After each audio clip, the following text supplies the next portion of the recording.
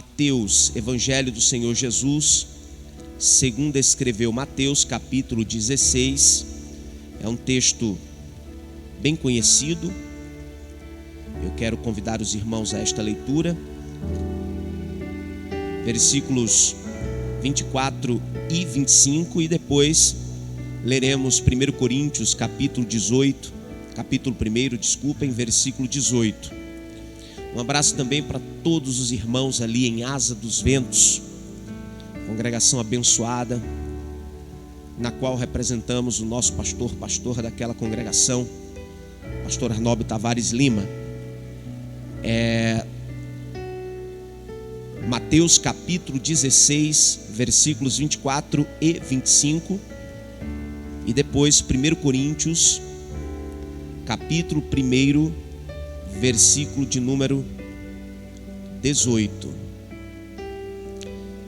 Leia comigo se você puder, caso esteja trabalhando e impossibilitado, não tem problema. Assim diz, meus irmãos: então disse Jesus aos seus discípulos: se alguém quiser vir após mim, renuncie-se a si mesmo, tome sobre si a sua cruz e siga-me. Porque aquele que quiser salvar a sua vida, perdê-la-á. E quem perder a sua vida por amor de mim, achá-la-á. Agora 1 Coríntios, capítulo de número 1, versículo 18 diz: porque a palavra da cruz é loucura para os que perecem, mas para nós que somos salvos é o poder de Deus. Aonde você estiver, diga um amém, confirmando esta palavra. Meus queridos e amados irmãos em Cristo Jesus, eu quero trazer-lhes uma mensagem da parte do Senhor, intitulada A Aparente Loucura do Evangelho. A aparente loucura do Evangelho. Essa mensagem,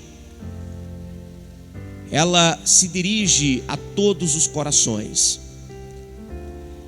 E é necessário que saibamos, antes de qualquer coisa, o que é loucura. A palavra loucura significa alienação mental, insensatez, aventura insensata, grande extravagância, ou ainda, em um termo mais coloquial, doidice, aquilo que pratica a quem é classificado como louco. A loucura, meus irmãos, é algo que tem atraído a atenção, inclusive, de intelectuais, como um certo filósofo francês chamado Michel Foucault, que dedicou parte de sua obra nos anos 70 a estudar a loucura. Mas eu quero, queridos e queridas, demonstrar aqui, à luz da Bíblia Sagrada, por que seguir a Cristo é uma aparente loucura. Porque ser crente é uma aparente loucura. E os irmãos vão compreender o que diz a Sagrada Escritura. No primeiro momento, no primeiro ponto do texto de Mateus que nós lemos, Jesus diz assim: quem quiser vir após mim. A primeira coisa que a gente precisa entender é que seguir a Cristo é uma questão voluntária. Ninguém é forçado a fazê-lo.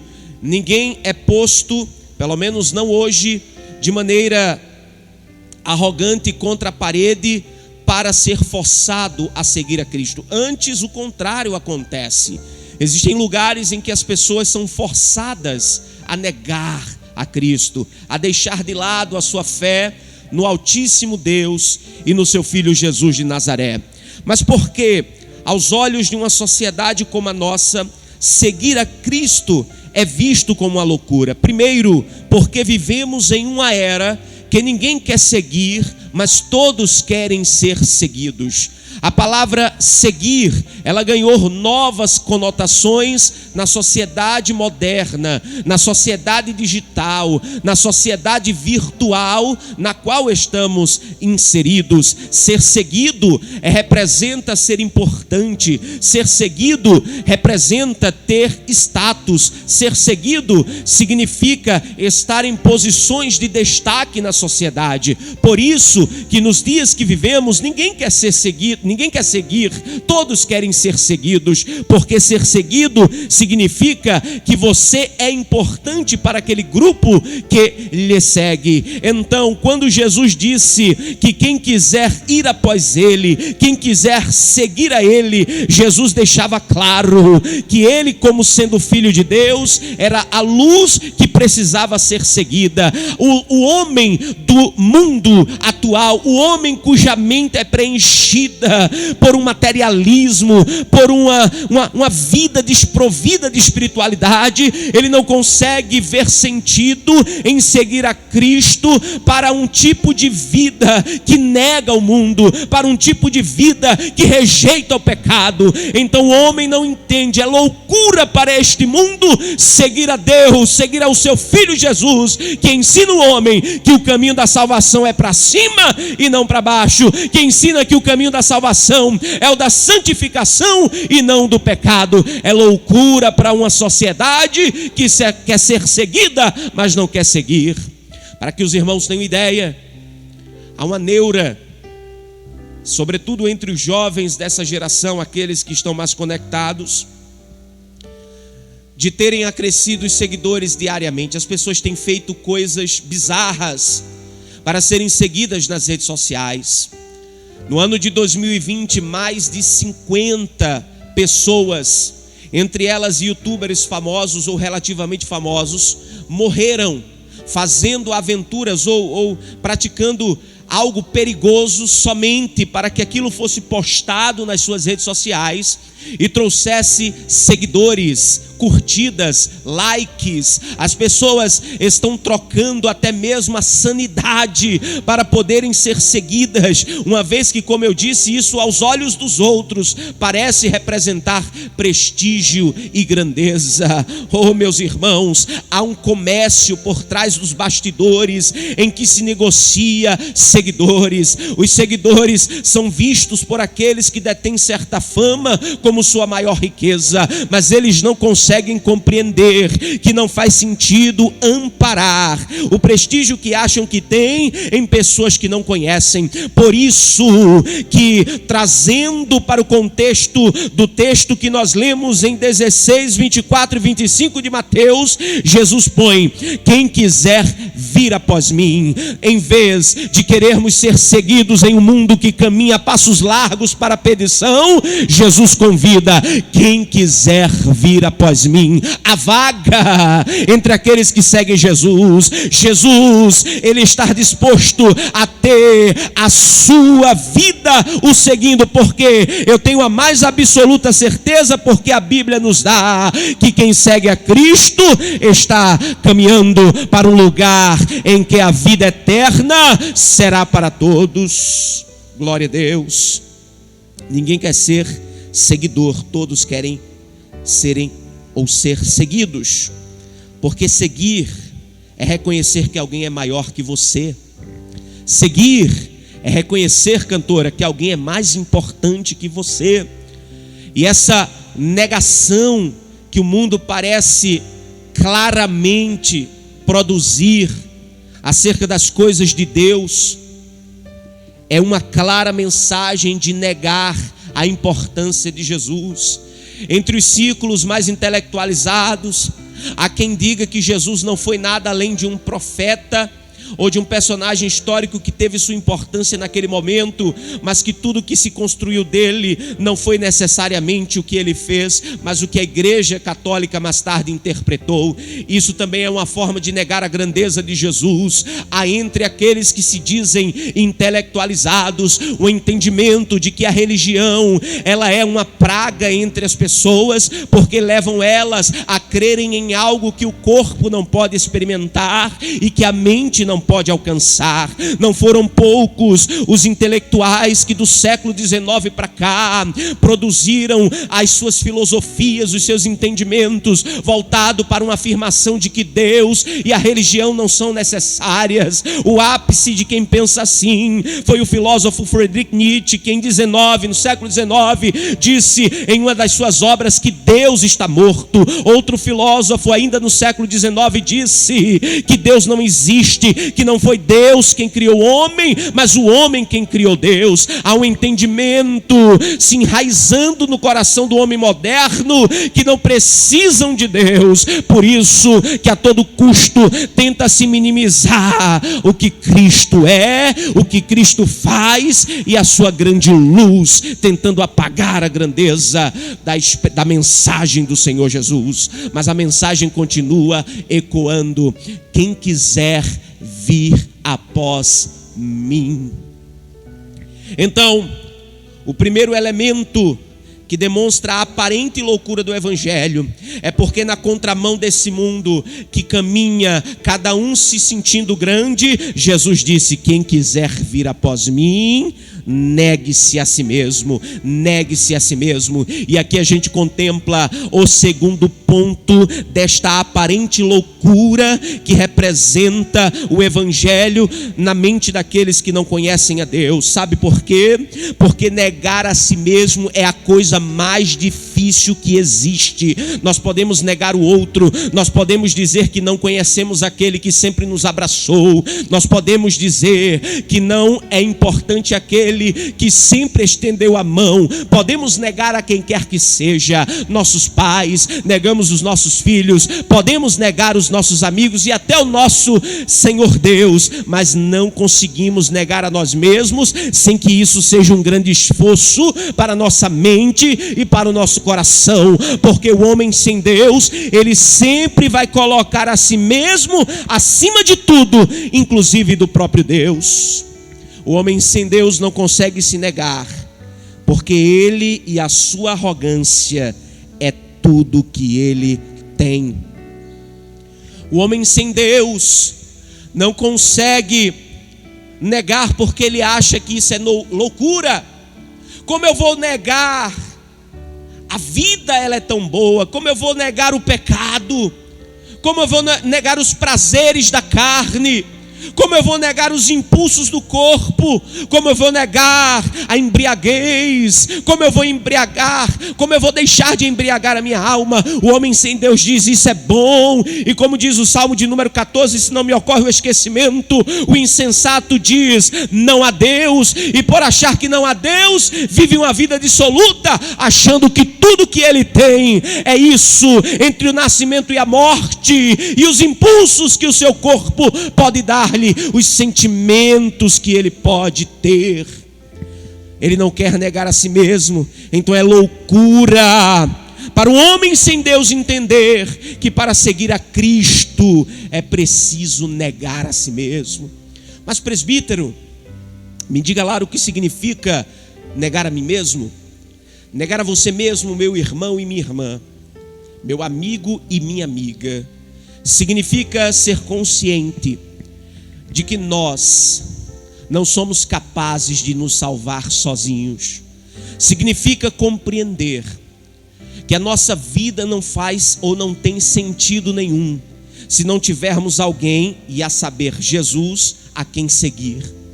A nossa vida é vazia de significado se pusermos esse aparente desejo pelas coisas do mundo como centro da nossa felicidade. Aquele que se embriaga ao amanhecer se arrepende da sua embriaguez, mas está tão aprisionado a esse ciclo vicioso que durante o dia seguinte volta a fazer aquilo que fazia. Recentemente eu ouvi um senhor que lá nas proximidades de onde moro tem o hábito de beber todos os finais de semana, e ele disse claramente, cantoras e amigos aqui presentes, que se arrepende a cada amanhecer. Ele se sente mal, se sente sujo, mas no dia seguinte ou no final de semana seguinte volta a ter desejo, vontade, impulso de se reunir com os amigos, deixar a família em casa, gastar o dinheiro suado para consumir bebida alcoólica. ele não consegue negar a si mesmo, porque aquilo traz um prazer imediato, embora lá na frente ele sinta a angústia e a sujeira que o pecado causa na vida do homem. Glória a Deus. Por isso, meus queridos, para seguir a Cristo é preciso negar a si mesmo. Para experimentar o valor de uma vida cristã autêntica, é preciso abrir mão dos seus próprios egoísmos, desejos e, acima de tudo, de sua própria vontade. Seguir a Cristo significa abrir mão das suas próprias vaidades. E vaidade é uma palavra, irmãos, que está tão em alta no mundo atual. As pessoas, elas giram em torno dos seus próprios desejos e egoísmos. Existem pessoas que fazem de tudo, como eu disse, para estarem no centro das atenções, querem estar acima de todo. Há um egoísmo generalizado, eu e depois eu. As pessoas não sentem mais o desejo de compartilharem, e quando compartilham, o fazem de maneira que o status daquilo venha para ela mesma. É como ajudar alguém e tirar um selfie ajudando para demonstrar uma aparente bondade por aquele gesto feito, que na verdade acaba constrangendo a quem recebeu. Isso significa que muitas vezes, até mesmo em um ato de bondade, as pessoas estão colocando os seus próprios eus na frente, porque negar a si mesmo é um grande desafio que só pode ser feito para aquele que começou a seguir a Jesus. Por isso, meu irmão e minha irmã, se você segue a Cristo, você deve ser guiado pela vontade de Cristo. Ei, olha para mim aqui, olha para essa tela. Se você diz que segue a Cristo, pare de andar de acordo com os seus próprios pensamentos, pare de decidir de acordo apenas com a sua inteligência, pare de tomar decisões sem se amparar na vontade de Deus, porque quem segue a Cristo submete a sua vontade à vontade de Deus. Mas existem muitos cristãos que não submetem mais a sua vontade à vontade de Deus, e por isso quebram a cara e vivem experiências amargas, porque esquecem que o seguidor não é maior do que aquele a quem está seguindo. Mas isso é loucura para o mundo, cantores. O mundo não entende como um jovem na flor da idade vai se privar para o casamento. O mundo não entende, cantora, como um rapaz decide viver a pureza e não ser um prostituto. A sociedade não entende como os crentes amam a luz, se é tão prazeroso estar nas trevas. É loucura para o homem sem Deus negar os prazeres da carne. Mas quem segue a Cristo nega a si mesmo e perde. Versículo de número 25 diz: porque aquele que quiser salvar a sua vida, perdê-la, e quem perder a sua vida por amor de mim, achá-la. Se as partes do versículo 24 lidas anteriormente parecem ser loucuras aos ouvidos dos que não temem a Deus, imaginem o versículo de número 25. Essa mensagem de Cristo, meus irmãos e minhas irmãs, ela caiu como uma bomba entre os hipócritas judeus do seu tempo em que esteve na terra. Porque mesmo aqueles homens ditos religiosos e seguidores de Jeová, no fundo não eram vazios, como o próprio Cristo disse, como sepulcros caiados. E acontece que, quando Jesus disse que quem quiser se salvar deve perder, isso não fez sentido nenhum. Isso é um paradoxo. Numa mente sem Deus, pastor Rubenei, isso é um paradoxo. Como perder para ganhar? Como é que eu vou perder a minha vida se ela é tudo que eu tenho? Como é que eu vou abrir mão de mim mesmo se eu sou tudo que tenho? Isso não faz sentido. Isso é uma loucura aos olhos dos homens sem Deus. Mas importa saber que quem perde por amor de Cristo, achá-la. Isso significa, meus irmãos, que a nossa vida, enquanto seguidores de Cristo, não é uma vida que deve estar amparada apenas em elementos deste tempo, porque se assim for, nós somos miseráveis. Nós perdemos aqui, mas vamos ganhar lá. Nós abrimos mão aqui daquilo que aparentemente nos traria prazeres e felicidades passageiras, mas ganhamos um gozo já agora, mas que será eterno quando estivermos lá. Quem perde sua vida pode perder aquela amizade popular da escola, pode não ser o queridinho dos amigos do primeiro ano, pode não ser aquele popular que todo mundo ri das piadas, não, porque crente não gosta de ser popular desse jeito, mas o crente quer luz. As pessoas podem até evitá-lo porque não gostam de ser confrontadas, mas ninguém poderá levantar o dedo para ele e dizer: esse aí não tem valor. Todos vão perceber que a luz que tem naquele ali que não se envolve é uma luz diferente. Podem até fugir dele porque o pecador não quer ser confrontado, como eu disse, do seu pecado, mas vão perceber que se trata de uma pessoa diferente, porque quem perde aqui ganha lá.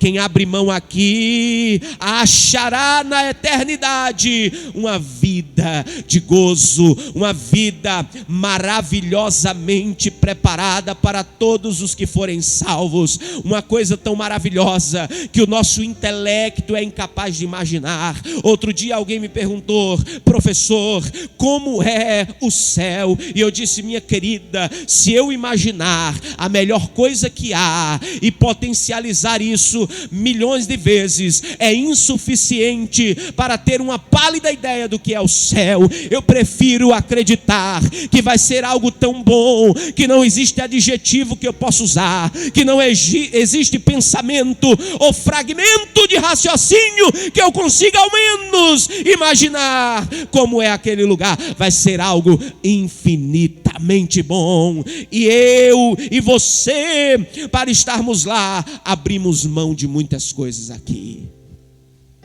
coisas que nos levariam à perdição, mas o mundo não entende. Isso é loucura. Isso é loucura. Por quê? Porque o normal é ganhar, o normal é afirmar, o normal é ser seguido.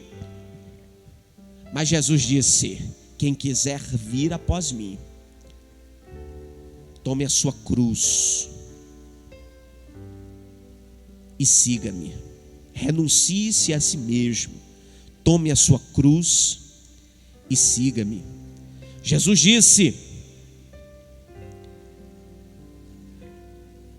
que quem quiser ganhar tem que perder. Se você segue a Cristo, você sabe o que é isso. Mas tem muitos que não conseguem ter uma experiência profunda com Cristo porque não conseguem digerir este texto. Querem seguir a Cristo e se manterem ávidos dos seus prazeres. Existe hoje no mundo igrejas para todos os gostos, pregando evangelhos adaptados ao querer do homem.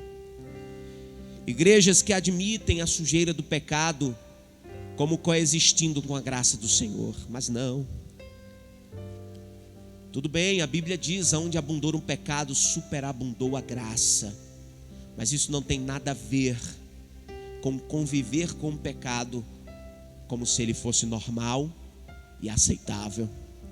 Há muita gente deixando de experimentar o privilégio da presença de Jesus porque não quer carregar a sua cruz, porque posto diante de uma dificuldade já acha que Cristo foi injusto com ele, porque diante de um desafio que a vida lhe impõe, resolve abandonar o barco, à semelhança daqueles muitos hebreus que ao saírem do Egito, e diante da primeira dificuldade, que foi após a travessia do Mar Vermelho, as águas amargas, já protestaram contra Moisés dizendo: não haviam sepulcros no Egito para nos trazerdes para morrer aqui no deserto. E não foram poucas as ocasiões em que o povo negou toda a glória percebida por uma dificuldade do momento. Isso é o que tem acontecido com uma geração de cristãos que não tem carregado a cruz, que não quer sofrer nada por amor de Cristo, que não quer rejeitar do ser, e quando acha que tomou a decisão errada em ser cristão. Um evangelho de fragmento, um evangelho líquido, tomando por empréstimo a palavra de um grande sociólogo chamado Zygmunt Bauman. Meus irmãos, vivemos dias em que as pessoas, mesmo aquelas que se dizem cristãs, não conseguem entender que o evangelho é sim loucura, é ir na contramão, é ir contra o que parece ser institucional e natural. Sabe por quê? Porque a grandeza do evangelho não está na aparência das coisas, mas no impacto que ela causa genuinamente na vida dos homens. Sabe por quê? Porque quem resolve seguir a Cristo, tomar a sua cruz, negar a si mesmo, perder a sua vida por amor de Cristo, lá na frente ele vai experimentar, como eu já disse, a glória de uma vida eterna. Mas ainda aqui ele experimenta aquilo que já foi dito aqui pelo homem de Deus que me antecedeu: vai receber o perdão dos seus pecados. Marcos capítulo de número 2, versículos de número 1 a 12, ratificando o que foi pregado e que está aqui posto no meu esboço. Jesus em Cafarnaum, ele perdoou os pecados daquele homem e exaltou diante de todos a fé daquele quinteto. Ora, meus irmãos, quem segue a Cristo experimenta aqui o perdão, como foi dito, tirar do fardo das suas costas, experimenta um sentimento de alívio, fazendo cumprir o que está escrito no capítulo de número 11 e versículos de número 28 a 30 do Evangelho de Mateus, quando Cristo diz assim: vinde a mim todos os que estáis cansados e oprimidos, e eu vos aliviarei. Tomai sobre vós o meu jugo e aprendei de mim, que sou manso e humilde de coração, e encontrareis descanso para a vossa alma. Quem estar em Cristo tem descanso. Ele pode não ter uma vida fácil, ele pode sofrer, ele pode pegar ônibus cheio de manhã, ônibus cheio à tarde, trabalhar o dia inteiro, suar, mexer a coluna, ter dores lombais ao final do dia, se sentir mal pago pela sociedade. Ele pode se sentir injustiçado, mas nada disso é suficiente para pagar uma alegria, um coração puro, um sentimento de felicidade que nada neste mundo consegue trazer para o coração do homem. Sabe por quê? Porque o perdão dos pecados é a maior dádiva em vida aqui que o homem pode ter, porque é ter a sensação que o crime que lhe imputava já não será mais, porque Cristo, mediante o seu sangue, purificou. Mas o mundo não entende. E olha só, já apontando para o terceiro e último ponto desta mensagem: a loucura do evangelho, a aparente loucura do evangelho, que traz o homem para seguir, para negar e para perder, perdoa os pecados do homem, cura as doenças do homem, transforma a vida do homem.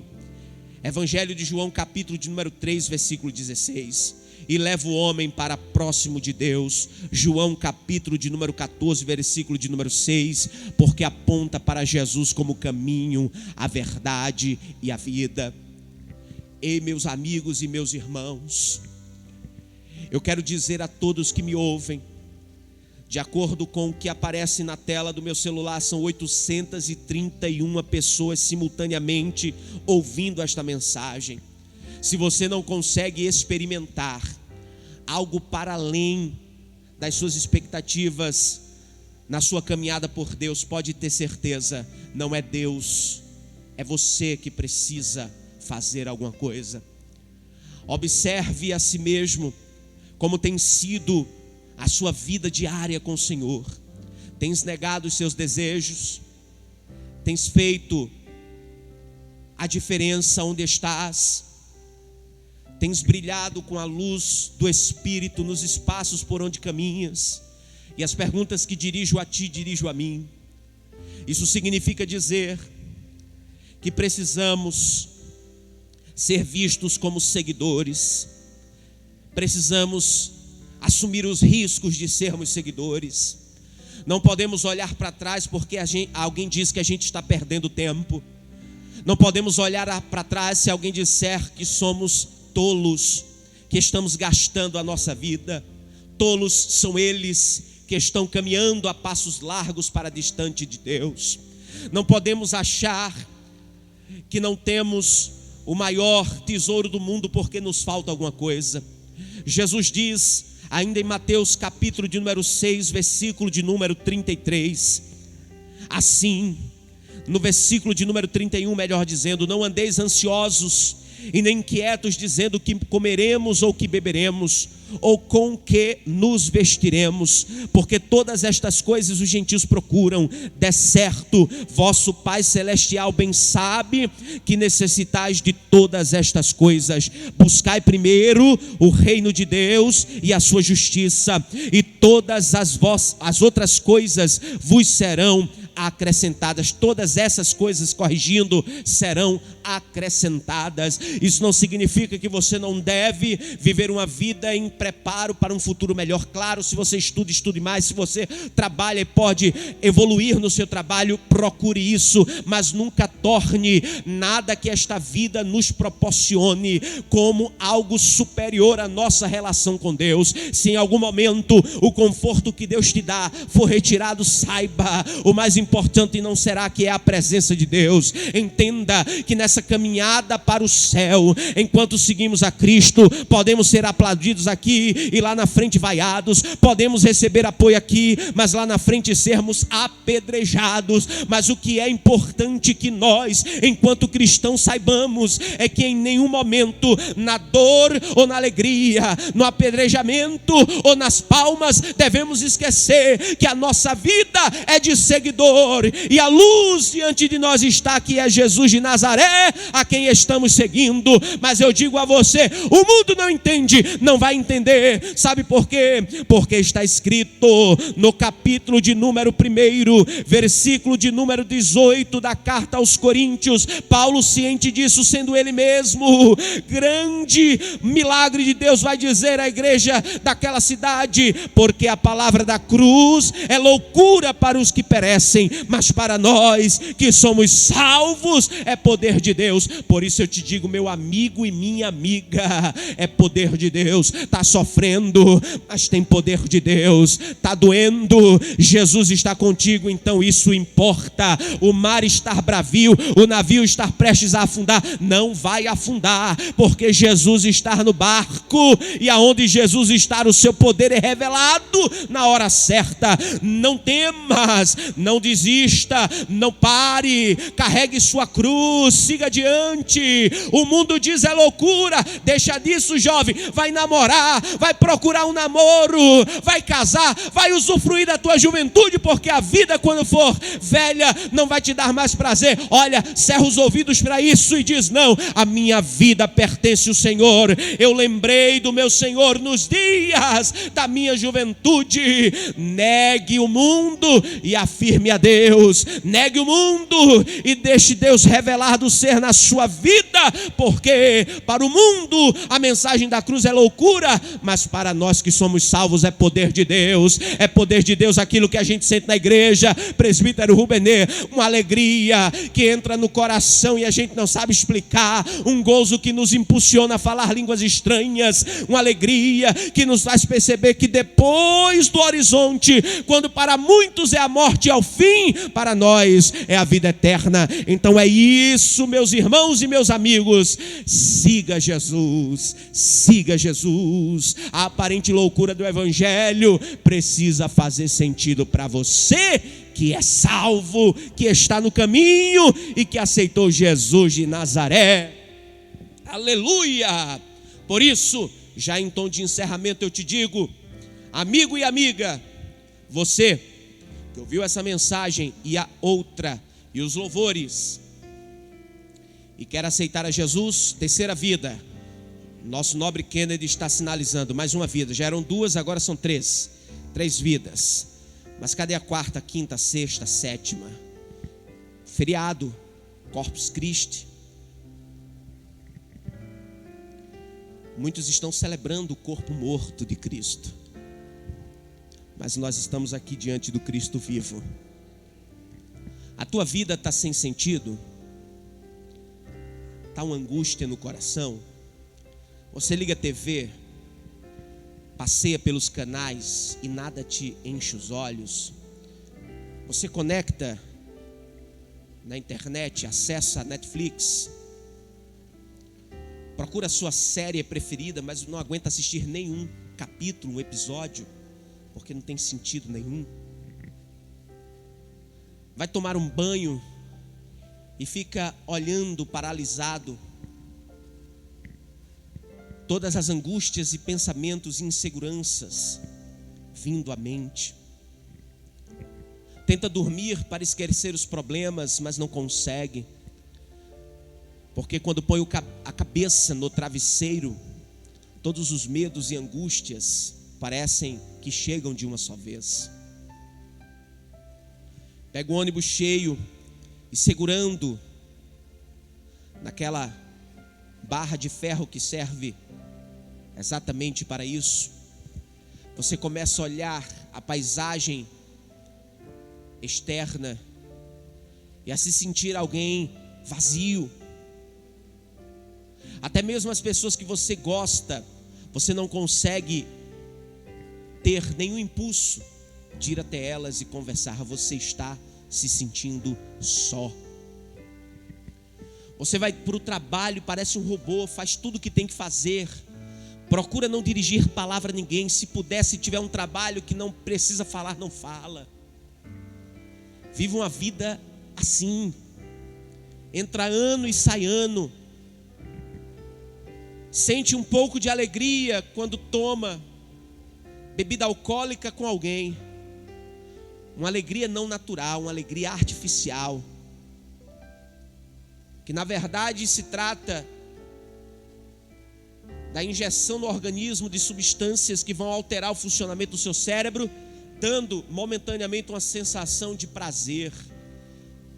Aí você se sente bem, mas logo que passa os efeitos, vem a tal da ressaca e mais uma vez aquele sentimento de impotência perante a vida. Se você está assim, e eu sei que das centenas de pessoas que nos ouvem e daquelas que ouvirão esta mensagem quando ela estiver posta para acessos posteriores, você vai se identificar com isso. E já para encerrar, eu quero te fazer um convite. Venha aceitar Jesus. Diga eu aceito no chat. A vida não é fácil para ninguém. Não é fácil. Não é. Esse que te fala aqui também já passou maus bocados na vida. Que quando eu compartilho, minha esposa chora. Todas as vezes que a gente resolve lembrar do passado, sentados na mesa a jantar ou a tomar o café da manhã, ela chora. Eu não choro, eu não chorei nem no dia que minha criança nasceu. Emocionado estava, mas eu não sei. Mas minha esposa, muito sensível, chorou todas as vezes que conversamos sobre os percalços do caminho. E eu digo a você, se você está vivenciando isso, entre no caminho, venha seguir Jesus. E agora, a partir de agora, todas as vezes que uma dificuldade aparecer no caminho, você vai ter a quem clamar. E eu digo uma coisa porque a Bíblia diz: Jesus estende a mão para os seus. Amém? Então, com a permissão do presbítero Rubenê,